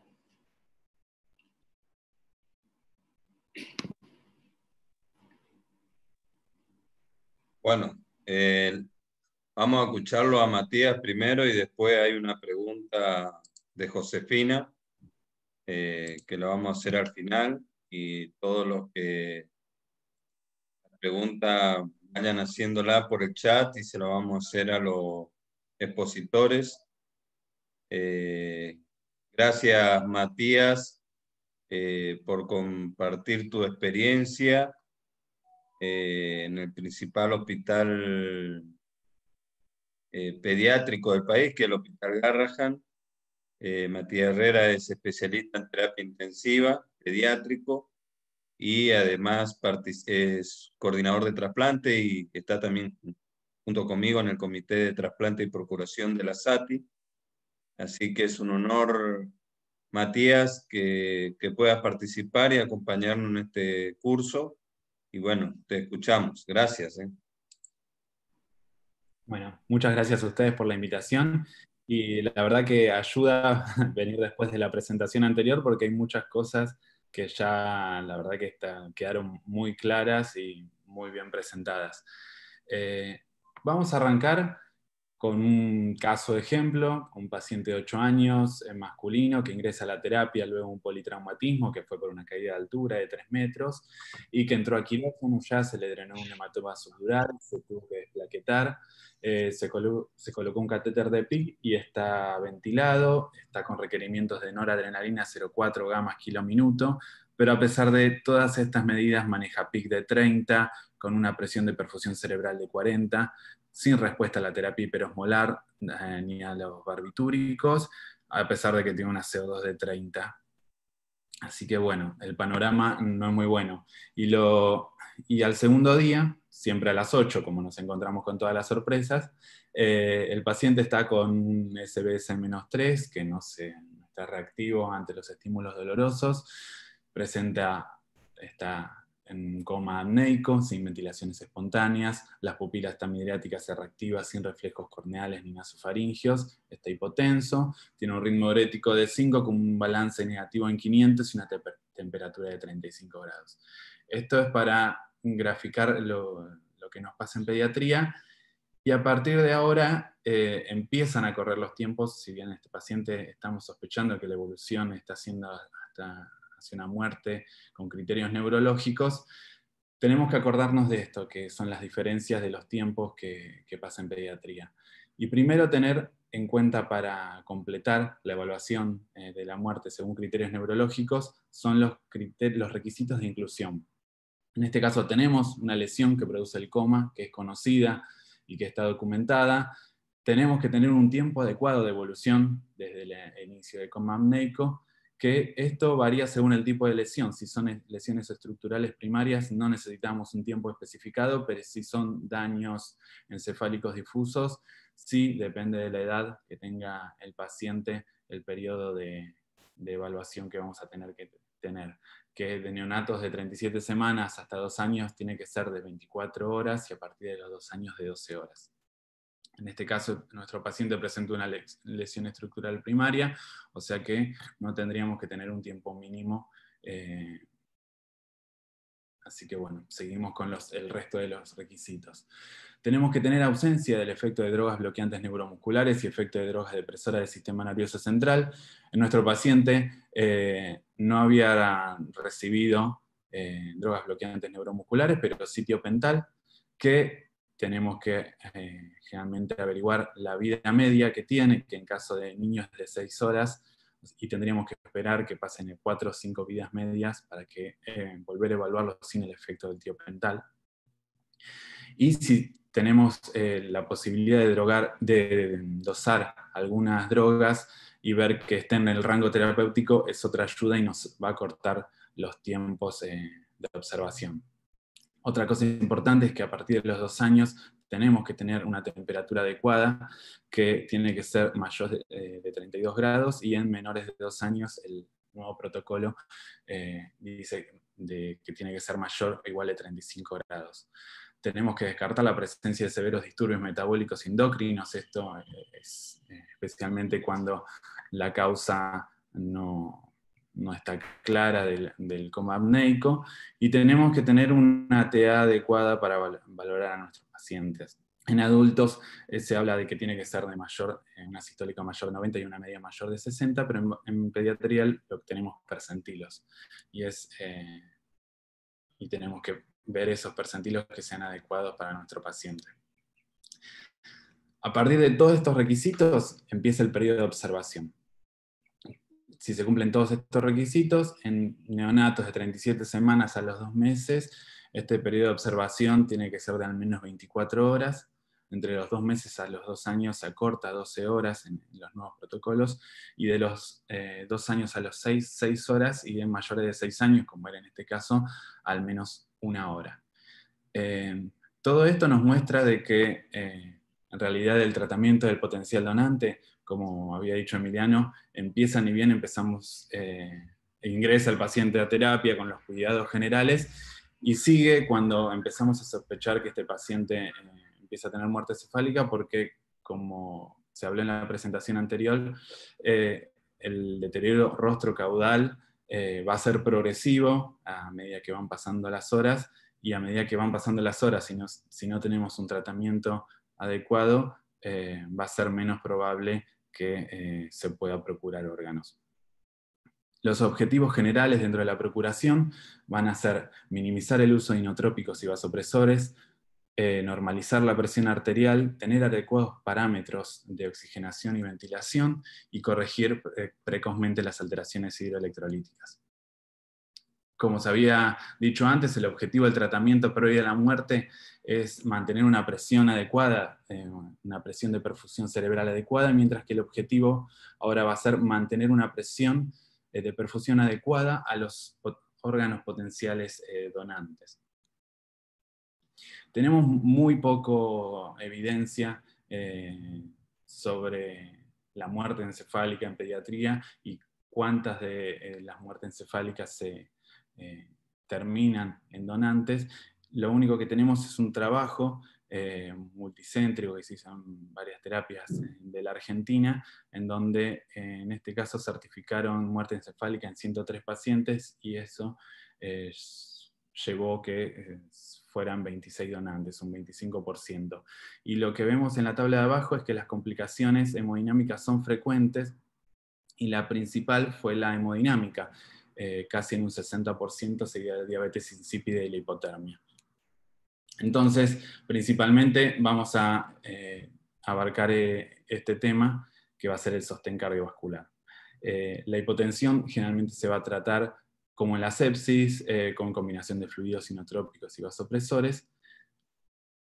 Y lo que tenemos que tener en cuenta es que este enfoque combinado ayuda a prevenir la administración de volumen excesivo que puede provocar edema pulmonar, lo que hace que los pulmones sean menos adecuados para el trasplante. Como habíamos dicho antes, tenemos tablas en pediatría que están en los manuales de Procurar para Curar, pero en general nosotros los pediatras nos basamos con esta fórmula, que es el percentilo 5 de la presión arterial sistólica, que es la fórmula 70 más 2 por edad en años, y esto ya nos da una idea de si el paciente está hipotenso o no. Los objetivos cardiovasculares, si bien no tenemos mucha evidencia sobre cuál es el mejor inotrópico y hasta qué dosis van a ser deleterias como para disminuir la probabilidad de un trasplante, sabemos, en todas las guías se habla de dopamina principalmente, y que estas dosis tienen que ser debajo de 10 gamas kilos minutos, y también se habla de minimizar las dosis de adrenalina y noradrenalina. La dopamina sabemos que tiene un efecto inhibitorio sobre la TSH, que el eje va a estar alterado, exacerbando así el eje hipotalámico hipofisario alterado. Idealmente el corazón del donante debería tener una función razonable, con un soporte inotrópico mínimo. A pesar de esto, hay trabajos observacionales, son la mayoría. No se ha encontrado que el tratamiento previo con dopamina mejore la supervivencia a 5 años con injerto de riñón, pero hay reportes que, en trasplante del corazón, que mostraron resultados favorables a pesar de estas dosis más altas de dopamina. Con respecto a la noradrenalina, esta se asoció con disfunción de injertos cardíacos, sin comprometer los trasplantes hepáticos y renales, y en los injertos de riñón, la nora presentó resultados favorables similares a la dopamina, disminuyendo el riesgo de rechazo agudo y mejorando la supervivencia a los 4 años. La dosis máxima, como habíamos dicho antes, no sabemos hasta la fecha, pero se habla de que tiene que ser menor a 0,2 gamas kilo minuto. Con respecto a la vasopresina, algunas guías, especialmente la de Canadá, habla que si el paciente tiene diabetes insípida y inestabilidad hemodinámica asociada, la vasopresina va a ser la droga de elección, con dosis de 0,003 a 0,02 unidades kilo minuto. Y si empezamos con noradrenalina y esta ya tiene dosis mayores de 0,05 gamas kilo minuto, habla de empezar vasopresina. Y hay trabajos que muestran que el uso de vasopresina disminuye, aumenta la tasa de recuperación de órganos. Y sabemos que en los pacientes tratados con vasopresina se lograron disminuir las dosis de los agonistas alfa comparado con los controles, sin encontrar efectos adversos en la función de los órganos trasplantados. Este es un gráfico de una revisión reciente en donde vemos que solo el que está marcado en rosa, el trabajo de Katz, es un trabajo pediátrico sobre la vasopresina que muestra estos resultados, que la mejoría hemodinámica y la posibilidad de disminuir las dosis de vasopresores, pero la verdad que contamos con muy poca evidencia, y esto es lo que dicen todas las guías, tanto la americana como la canadiense. Entonces, las recomendaciones actuales para el sostén hemodinámico con respecto a los vasopresores sería tener en cuenta a la noradrenalina, siguiendo las guías de shock pediátricas. Esto es una extrapolación de las guías de shock, como primera opción, teniendo como objetivo unas dosis máximas de 0,2 gamas kg/min, y si el paciente se encuentra hipotenso y presente diabetes insípida, iniciar con la vasopresina. Y si vamos a usar adrenalina, también tener esta consideración que las dosis tendrían que ser menores en realidad a 0,1 o hasta 0,2 gamas kg/min. Con respecto a la terapia de reemplazo hormonal, en realidad la evidencia es controvertida. Se debe considerar si esta terapia, si la hipotensión persiste a pesar del apoyo apropiado de inotrópicos y vasopresores con la precarga adecuada, y como ya se había mencionado antes, el tratamiento es con corticoides T3. Hay muchos esquemas en la literatura, y esto también es otra limitante que tenemos con la evidencia. Hay trabajos que muestran que una combinación de corticoides, hormonas tiroides y vasopresinas redujo la probabilidad de muerte temprana en receptores de trasplante en un 46% y una disfunción de injerto en un 48%. Y hay una revisión retrospectiva del 2007 pediátrica de 1900 donantes pediátricos, en donde esta terapia de reemplazo hormonal se asoció con probabilidades mayores de trasplantar hígados, al menos un riñón y pulmón. Lo mismo, tenemos muy pocos trabajos en pediatría y no todos evalúan los mismos resultados. Algunos mostraron mejoría hemodinámica o también disminución del uso de las dosis de inotrópicos, pero muchos otros trabajos los resultados no mostraron mejoría. Lo mismo pasa con los corticoides, y las dosis que se usaron en los trabajos son todas variables. Entonces, como conclusión, hasta el momento, hasta la fecha, no están recomendadas rutinariamente, pero si el shock persiste a pesar de una precarga adecuada con dosis máximas de inotrópicos o vasopresores, considera el tratamiento con corticoides y hormonas tiroides.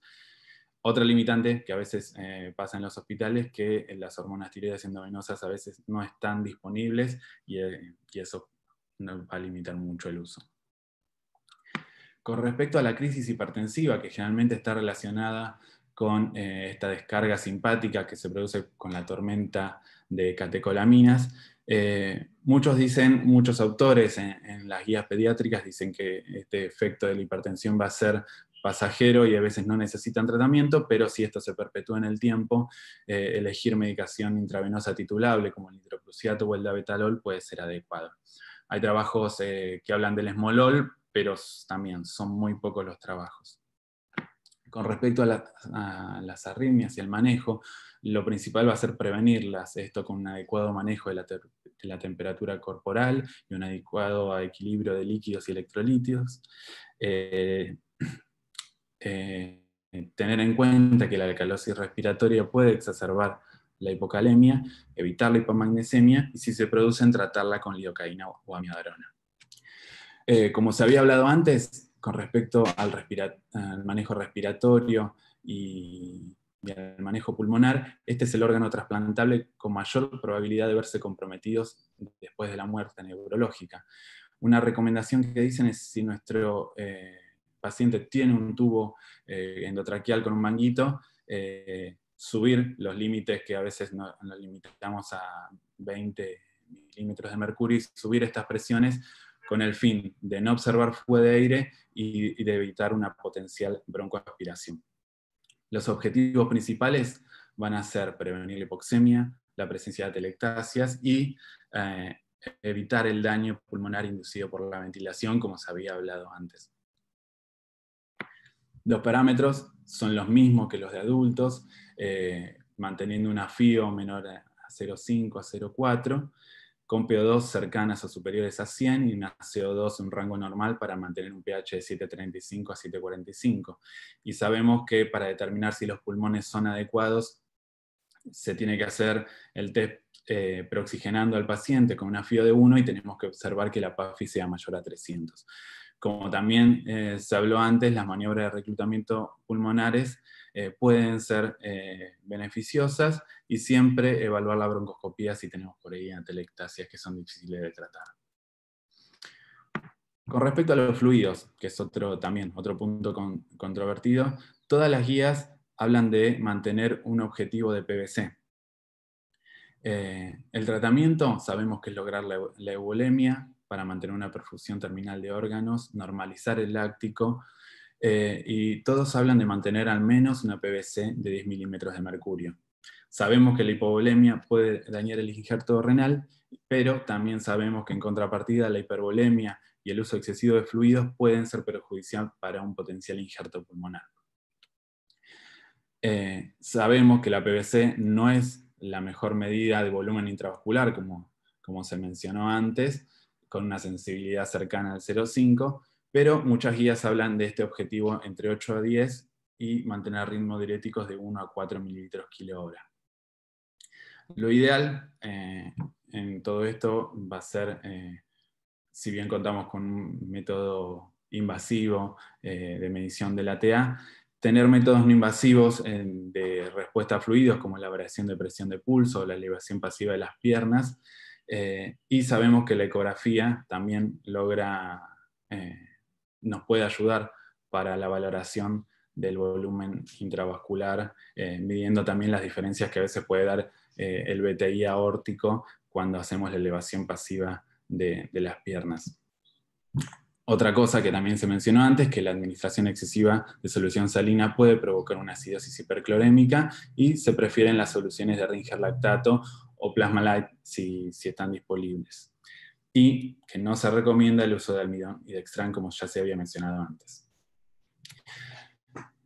A pesar de esto, hay trabajos observacionales que nos dicen que usando protocolos más restrictivos con objetivos de PVC de 4 a 6, tuvieron efectos que no fueron desfavorables, como el trabajo de Stephen o el trabajo de Abdelnour, que incrementando el número de órganos para el trasplante del corazón y pulmón, cuando se logró una PVC al menos 10 milímetros de mercurio con la terapia de reemplazo hormonal concurrente en este trabajo. Y otros muestran que el manejo restrictivo de líquidos, un balance de líquidos negativos o igual con una PVC por debajo de 6, no fue perjudicial para la supervivencia del injerto renal, como es lo que se demostró en otros trabajos. O sea que hasta ahora no sabemos en realidad cuál es el objetivo ideal de PVC para nuestros pacientes. Pero bueno, las guías hablan de esto, mantener niveles de 8 a 10. Con respecto a la hipernatremia, sabemos que niveles de sodio superiores a 160 contribuyen al edema celular, a disfunción de la célula con apoptosis y necrosis, y estos factores pueden contribuir al fracaso primario del injerto, con disminución de la función del injerto después del trasplante de hígado. La hipernatremia va a estar principalmente relacionada con la diabetes insípida, que ocurre en aproximadamente 40% de los donantes pediátricos después de la muerte cerebral. En un primer momento, la producción cuando veamos que el paciente se empieza a poner poliúrico y la diagnostiquemos, va a ser reponer adecuadamente con solución salina en un cuarto normal o en medio normal las diuresis. También se puede administrar agua libre a través del tubo de la sonda nasogástrica cuando esto se puede hacer. Y en este caso, el paciente, los cambios rápidos de osmolaridad sérica no van a ser preocupantes como el paciente cuando estaba vivo. El tratamiento farmacológico con análogos de ADH va a ser, si llegamos a diagnosticar, con la poliuria, la densidad urinaria menor a 1005 o la osmolaridad plasmática aumentada, con desmopresina o arginina vasopresina, sabiendo que el tratamiento del donante con desmopresina asociado con una menor supervivencia del injerto renal. Con respecto a la hiperglucemia, este es otro punto que vamos a tener que tener en cuenta, porque si se desarrolla la hiperglucemia, esto puede exacerbar la pérdida de líquidos a través de una diuresis osmótica, y siempre es ideal mantener niveles de glucosa en sangre. Si bien tampoco está establecido el rango ideal, se habla de que sea entre 60 y 150. Y si este es mayor, empezar con la insulina endovenosa. La temperatura, en general vimos antes las diferencias que había entre mayores de 2 años, que se podría tener una temperatura de 32 grados, pero lo ideal que hablan las guías es mantener una temperatura por encima de 35 grados, y que esta sea la temperatura central, la registrada. Y los métodos, ¿cómo vamos a hacer para lograr esto? Con calentamiento pasivo, con mantas calientes o mantas especiales, o calentamiento activo con los fluidos endovenosos calentados a 38 en el caso de los cristaloides. Con respecto al manejo infectológico, no voy a meter mucho, pero ya se habló de la conducta activa de sospecha de las infecciones, y si las sospechamos, tomar las muestras correspondientes con aspirados traqueales, minival, urocultivos, hemocultivos, y empezar prontamente con antibióticos de amplio espectro, teniendo en cuenta la flora predominante de nuestra unidad, y sabiendo que actualmente se consideran los órganos aptos para la donación si se obtienen cultivos negativos y 48 horas de un tratamiento antibiótico efectivo. Dentro del manejo hematológico, la hemoglobina debe mantenerse en un rango normal, que se establece que va a ser entre 7 a 10, esto va a ser dependiente de la estabilidad hemodinámica de nuestro paciente. Si se desarrolla una coagulopatía con sangrado que me comprometa la volemia, los factores de coagulación deben transfundirse según sea necesario, y el nivel de plaquetas adecuado se habla de que tiene que ser mayor de 50.000. Previo a esto tenemos que tener las muestras para serologías correspondientes. Como habíamos dicho antes, los niveles tienen que ser entre 7 a 10 miligramos de decilitro según la estabilidad hemodinámica de nuestro paciente. Otro cuidado que tenemos que tener en mente es la lubricación y la protección ocular, ya que puede ser un potencial donante de tejidos. Y con respecto a la nutrición, este es otro punto discutido. Sabemos que con la muerte cerebral, las altas concentraciones de catecolaminas y citoquinas, esto puede tener un efecto nocivo en órganos trasplantados asociados a unas funciones y resultados reducidos. Y se postula que mantener la nutrición podría reducir estos efectos. Entonces tenemos que, como contra a la nutrición, los posibles riesgos de aspiración y el potencial daño pulmonar, la recomendación sería, si se puede indicar una nutrición trófica y no se presenta distensión abdominal y tenemos poco riesgo de aspiración, es instaurarla. Como conclusiones, el manejo del potencial donante pediátrico, al igual que el adulto, requiere un monitoreo avanzado y frecuente en la UCI, y el objetivo principal va a ser mantener la adecuada perfusión tisular de los órganos a trasplantar, con muchas de estas cuestiones que todavía no sabemos porque la bibliografía todavía no nos ayuda, pero hasta ahora la mayoría de las recomendaciones son recomendaciones de nivel de expertos, y que se requiere la participación y una comunicación constante con los coordinadores de trasplante con el fin de incrementar la donación de órganos y tejidos. Muchas gracias.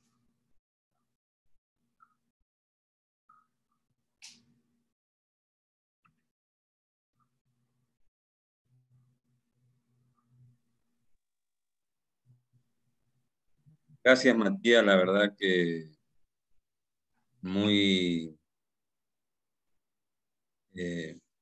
corto y claros las definiciones que diste.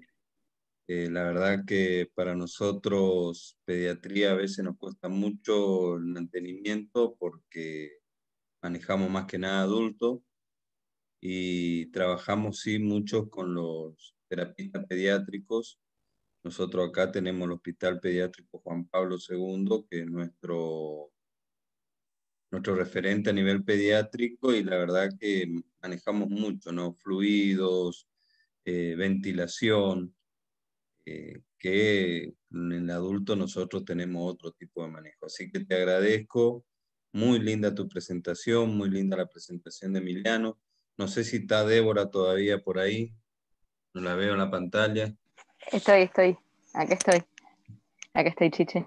¿Cómo ¿Se estás, escucha? Débora? Sí, te Bien, escuchamos. bien, muy bien. Perdón, estoy con el barbijo, estoy acá de guardia.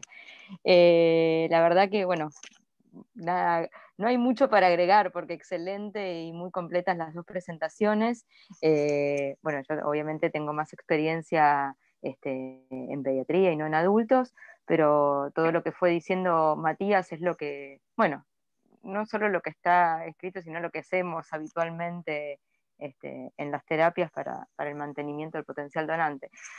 A mí lo que yo creo de todo esto es que eh, como corolario creo que es el compromiso que como médicos intensivistas tenemos que tener con este tipo de pacientes, porque muchas veces lo que nos pasa es que, bueno, listo, este paciente va a la muerte encefálica, bueno, ya estaba listo, llamen al INCUCAI, y nadie lo mira más, porque ya está, se asume como paciente fallecido, pero nadie piensa o nos cuesta pensar un poco en, bueno, en la potencial ayuda que pueden tener todos esos órganos, y bueno, y en ese caso, nuestra responsabilidad en justamente en mantenerlo, bueno, hasta por lo menos determinar si va a poder donar o no.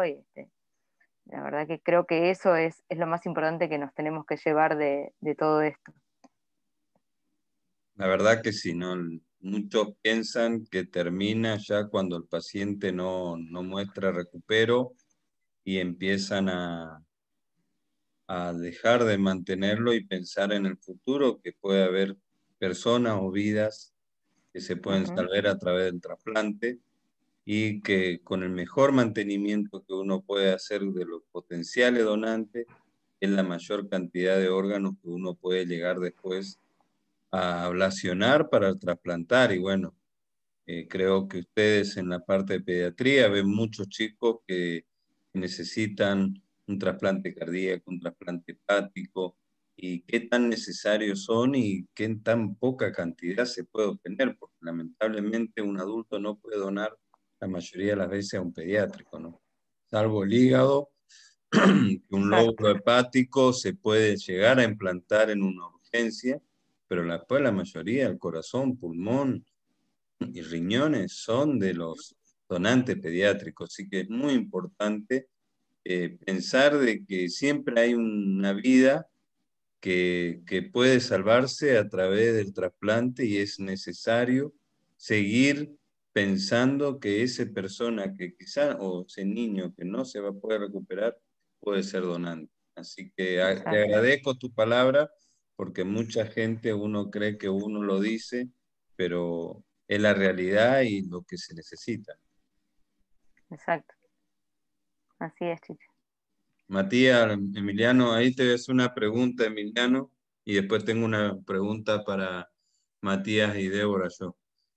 Dice Josefina, pese a los beneficios que mostraste de la dopamina, perdón, hasta las dosis de 4 gamma, en la práctica vemos que la mayoría de los donantes son tratados únicamente con norepinefrina como terapia vasopresora. ¿Por qué crees que se da esto?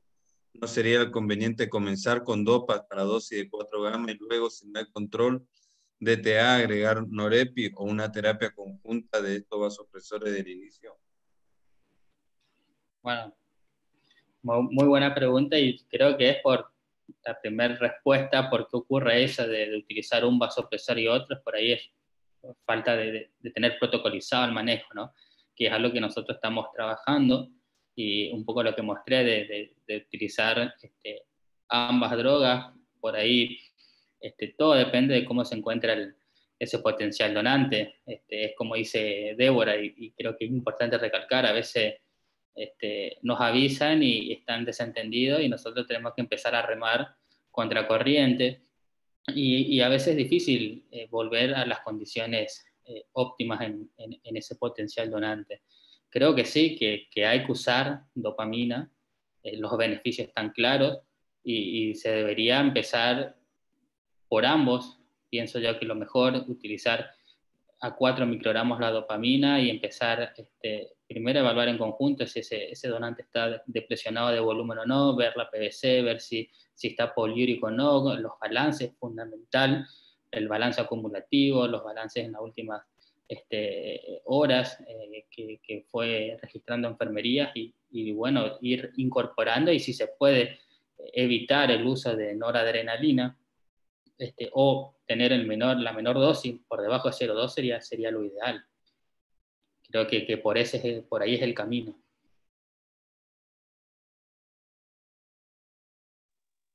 Excelente respuesta, Emiliano. No sé si Josefina querés hacer alguna otra pregunta.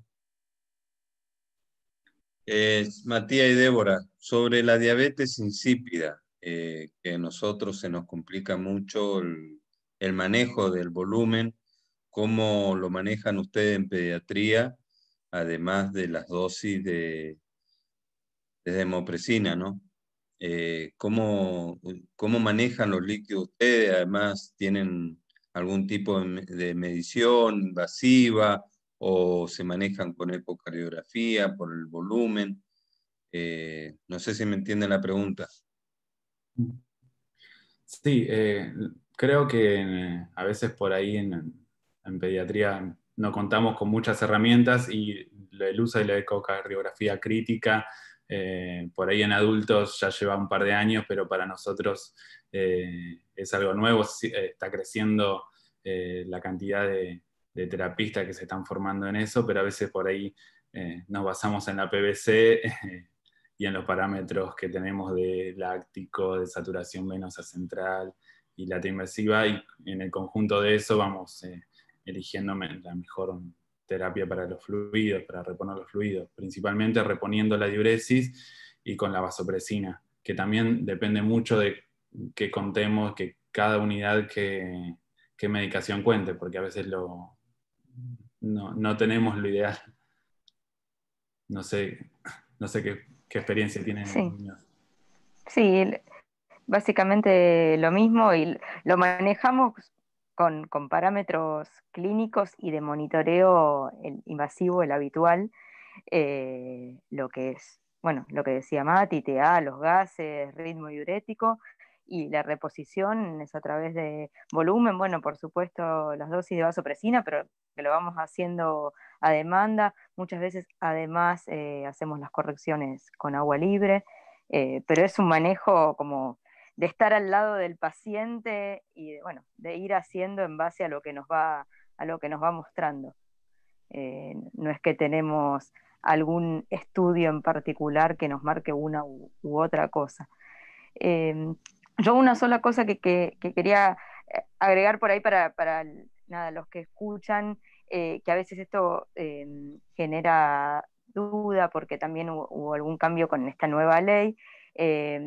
Cuando Mati habla del periodo, digamos, de observación según la edad, que es el periodo de observación entre la primera y la segunda evaluación, ¿sí? Que siempre se requieren, bueno, las dos evaluaciones.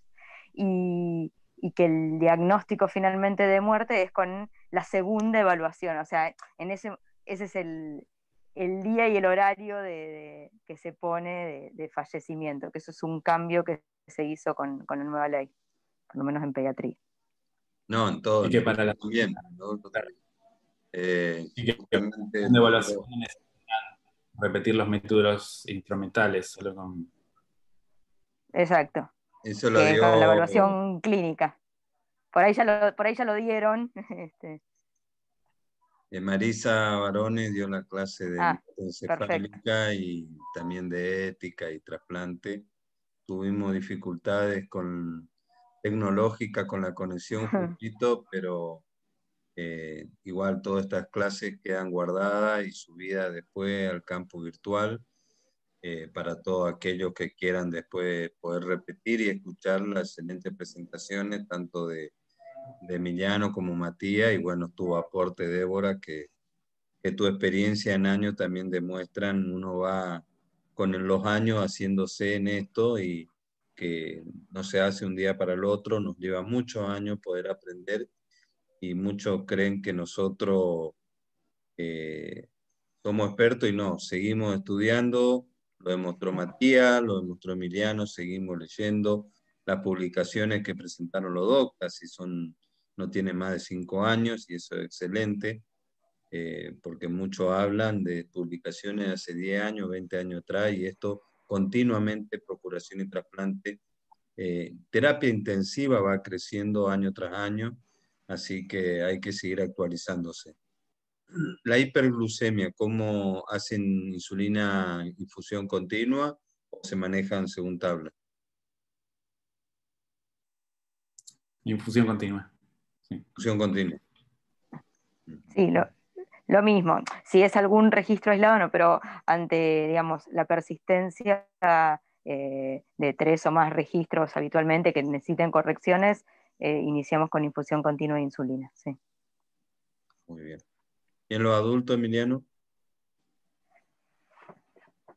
Sí, prácticamente el manejo es lo mismo, siempre mantener por debajo de 180 y ver los valores y otras alteraciones, pero generalmente si son registros aislados nos guiamos por tabla y si ya tenemos registros ya por encima de 250, lo ideal sería corregirlo con infusión de insulina. Excelente. Bueno, no sé si alguno de los otros chicos que están en el aula quieren hacer preguntas. Después vamos a subir todos los trabajos, las publicaciones y bueno, los manuales que tenemos tanto de la ONT como de la Argentina, el manual para procurar que habló Matías, lo vamos a subir en el campo para que puedan bajarlo y poder escuchar o leer sobre mantenimiento del donante de órganos. No sé si tienen alguna otra pregunta. Te agradezco, Débora, que en tu guardia te dedique un tiempito. Mati, la predisposición de poder acompañarnos. La verdad que este es nuestro primer curso, que lo armamos de un momento a otro porque la resolución no salía y cuando salió empezamos a trabajar con Emiliano y bueno, le agradezco a los dos su tiempo y ojalá que hayan otros futuros cursos y podamos hasta hacerlo presencial y poder enseñar en el campo lo que es el mantenimiento del donante de los adultos y de los pediátricos con ustedes, ¿no? Así que le agradezco a los dos, Emiliano, y bueno, si no hay preguntas, el próximo viernes vamos a cambiar los oradores, vamos a dar todo lo que es el proceso de donación, las etapas, y lo va a dar la doctora Hidalgo Gabriela, que es la directora médica actual del INCUCAI, y los estudios que se piden, y después vamos a hablar del sistema de histocompatibilidad que se usa para los pacientes renales. Lo va a dar la bioquímica Susana Soto, que es la jefa del laboratorio de histocompatibilidad del Laboratorio Central de Corrientes, que tiene más de 20 años realizando HLA en la provincia, primero en el hospital escuela y después en el laboratorio central. Tuvimos muchísimos años con ella trabajando, yo principalmente mucho operativo, así que le voy a agradecer también que escuchen algo que es muy lindo y que muchos no comprenden después cómo se hace la distribución de los órganos, principalmente los riñones. Se hace a través del sistema de histocompatibilidad. Así que gracias Débora, gracias Matías, gracias Emiliano, gracias a todos los participantes, más de 70, que en este día viernes cansado se dieron un tiempito para escuchar algo apasionante para nosotros, creo que para Débora, Matías y Emiliano es apasionante lo que es la procuración, cada vez nos atrapa más, y principalmente por el fin, ¿no? Cuando vemos a nuestros pacientes trasplantados y que salen sonriendo o que te saludan, uno la verdad entiende por qué sigue luchando con esto de la procuración.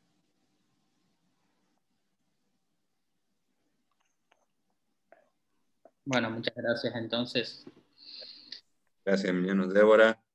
Muchas gracias, gracias por la invitación a participar, un placer realmente. Gracias, Débora. Matías.